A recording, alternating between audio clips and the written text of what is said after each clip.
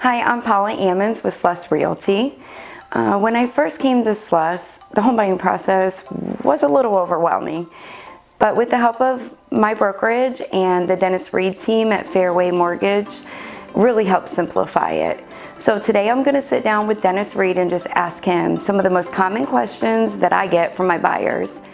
And hopefully this information will be of value to you. And as always, if you have any questions, contact me.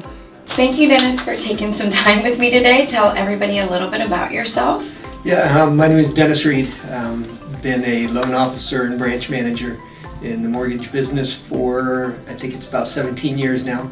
The last couple of years with Fairway Independent Mortgage, and love what I do. Okay, so I had said before that I had buyers that had been asking the same questions, and I know I bother you on the phone all the time about these questions. So I just wanted to take some time with you to clarify some of the things, and hopefully it'll be informational. So picking a lender and how to choose the right one, specifically the online ones, and how you can avoid the kind of pitfalls you get into with that. Yeah, it's a great question, and it matters probably more today than ever with the limited inventory we have on the market. Yes. You know, if someone's making an offer, we want to make sure that the pre-approval letter is valid, because we don't want that house taken off the market for even a week or two to then find out that the buyer can't purchase. So, you know, the challenge a lot of times is you get some of the online lenders or the big banks, and it has a lot to do with the way that they get their business. A lot of times they're getting their business through just online advertising or people in the bank. They aren't getting them through direct referrals. So in other words, if they do a pre-approval for someone and it does not close, their business is not impacted. Right. You know, because they're not losing a referral source. Whereas someone like myself, who's built my business on referrals from past clients and realtors, if my pre-approvals don't close, suddenly my business is impacted very, very negatively. And that makes it the difference between a pre-qualification and a pre-approval is a big thing, right? Yeah, I mean, essentially a pre-qualification doesn't mean much. You get them in the mail all the time. Yeah, I mean, it's a pre-qual is talking to someone and saying, what's your income, what are your monthly debts, and what do you think your credit scores are? And just making sure, okay, it sounds like... But they don't check anything. Yeah, we're not really doing anything to make sure. You know, we're not pulling credit, we're not running automated underwriting, we're not necessarily getting income and asset documentation. Where a pre-approval means we've looked at things and we're pretty solid that we can get it closed. And I mean, our office here, we have a many-year track record of our pre-approvals closing. Yeah. If they don't close, it's something we can't control, like title or appraisal or something like that. So.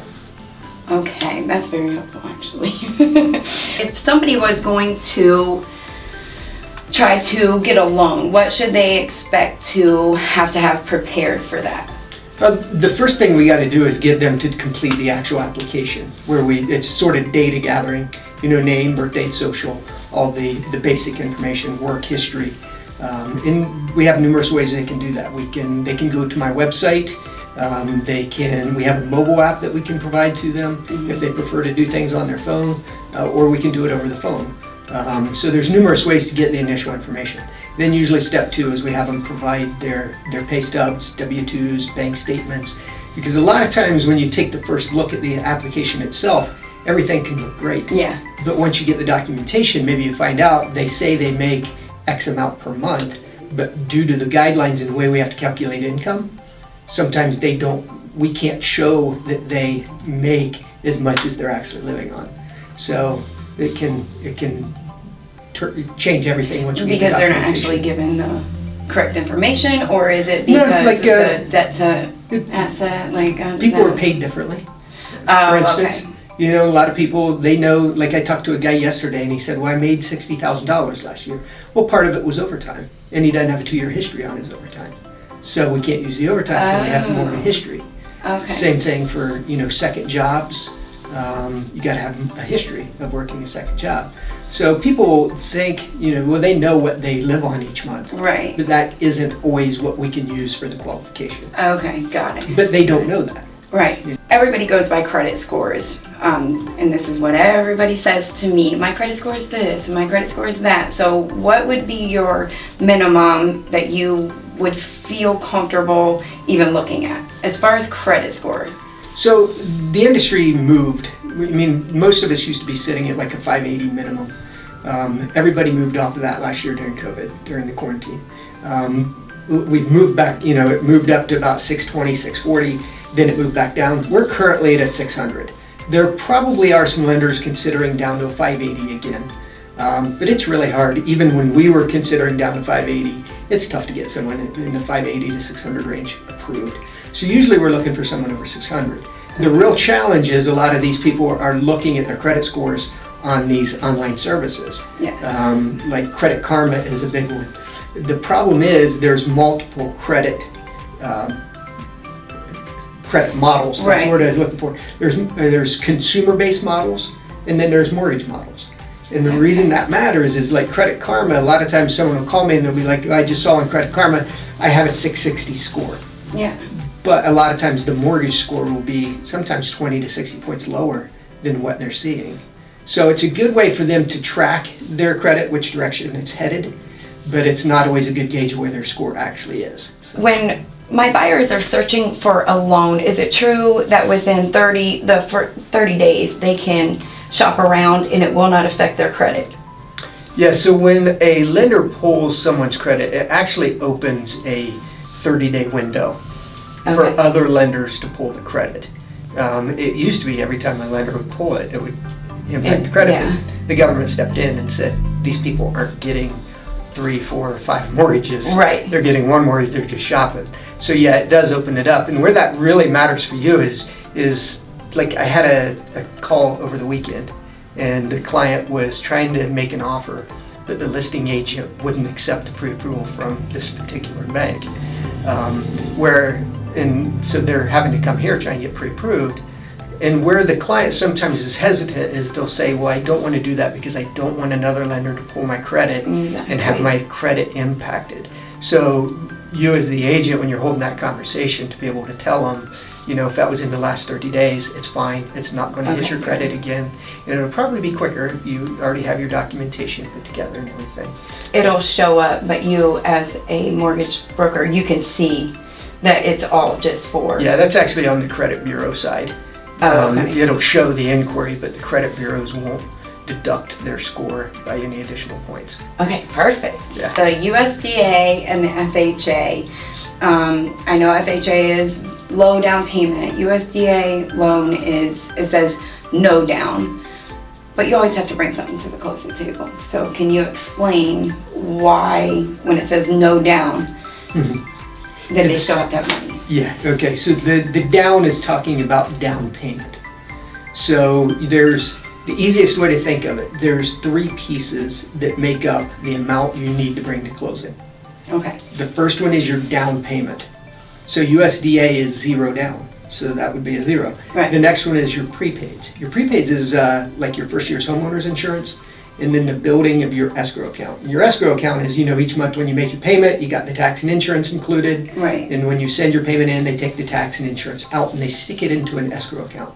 Well, you got to put money into that escrow account up front to properly fund it. Okay. So that's what your prepaids are. So you got your down payment, you got your prepaids, and the third piece is your actual closing costs. That's all the third parties involved in the transaction. The title. The appraisal, the survey, all of those. Those are your closing costs. Okay. So when you're talking about how much you bring to closing, you've got to add up your down payment, your prepaids, and your closing costs. And then if you negotiate the seller to pay anything on your behalf, then you subtract that, and then that remaining dollar amount is what you bring. Okay. So, USDA is 0 down, so really all that leaves you with are your prepaids and your closing costs. So if you negotiate for the seller to contribute towards your costs, sometimes you can actually do it with nothing out of pocket. In this market, I don't. Yeah, it's more of a challenge now because there's so many harder. offers. Yeah, if you ask for concessions, you're less likely to get it. Right. So yeah, USDA is 0 down. FHA is a minimum of 3.5% down. Conventional, we can do as little as 3% down sometimes. Yeah. VA is the other one that's 0 down as well. So. Okay. Yeah. Dennis, is there anything else you'd like to share today? Anything that's important that is going on in your office? Really what we're getting right now is just the push for people to get a pre-approval, and everybody wants their pre-approval now. And I mean, obviously we're limited by, manpower and hours in the day. So the sooner you can encourage them to start the pre-approval process, they actually, I've been telling the people that call, you want to get pre-approved before you need to be pre-approved. Exactly. Because as soon as you see that house, if you're not pre-approved yet, by the time you get pre-approved, it's probably going to be gone. So getting pre-approved, having your documentation ready and to be provided is huge. The sooner the client can get us everything, the sooner we can get the pre-approval. And then we actually have the ability, like I know right now there's a big push, a lot of listing agents when they're getting 5 to 10 offers, they're sorting through and they're taking out some of the government offers, some of the FHA pre-approval. I was just going to ask you that too. Yeah. Yes. So we've been trying to figure out how do we counteract that. And one of the ways we have here is we have the ability to completely underwrite a client's file, to where it's truly underwritten. And we have a full... What does that mean? So normally during pre-approval, it's just your local office reviewing it and us saying, okay, this fits everything. Yeah. But once the loan goes live, the file actually goes to what's called an underwriter. They're the ones that have the authority to approve the file. And that's what happens with a lot of other lenders when the pre-approval doesn't close, is the file hits the underwriter and the underwriter denies the file. Mm-hmm. Well, we have the ability to send it to the underwriter during pre-approval, so that when we issue your pre-approval, it's not just a pre-approval, it's completely underwritten and approved by an underwriter, and all we're pending is just getting title and getting appraisal. Okay. So now your FHA pre-approval is just as good as your conventional pre-approval. But would the listing agent know that? So that's where we have to kind of work hand in hand with our realtor partner, so that when you send a client over and if we fully underwrite them and get them fully approved pending title and appraisal, we would share that with you. That way when you make your offer, you communicate that to the listing agent and say, this isn't just pre-approved, this has been underwritten and is fully approved pending title and appraisal. Oh, now it really strengthens your offer versus everybody else. Perfect. Well, thank you so much. That was so informational. Absolutely. And hopefully you guys got some information from this and it will be of help. So I want to thank Dennis and his team for all the help that they've given me and for all the valuable information that they've given us today. So if you were in the market to buy a home or sell a home, please contact me.